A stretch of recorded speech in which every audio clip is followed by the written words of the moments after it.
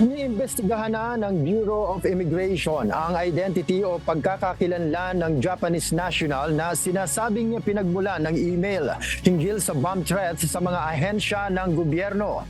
Ayon kay Immigration Commissioner Norman Tansingco, nakikipag-ugnayan na sila sa National Bureau of Investigation at Department of Justice upang matukoy kung nasa Pilipinas pa si Takahiro Karasawa. Inaalam na rin ngayon ng Immigration kung totoo ang identity nito o nagpapanggap lamang at gumagamit ng ibang pangalan. Kahapon kumalat ang email na nagmula kay Karasawa ukol sa bantang pagpapasabog sa mga tanggapan ng gobyerno sa Pilipinas. Sinasabing nagpakalat na rin ng bomb threats ang Japanese national noon pang September at October 2023.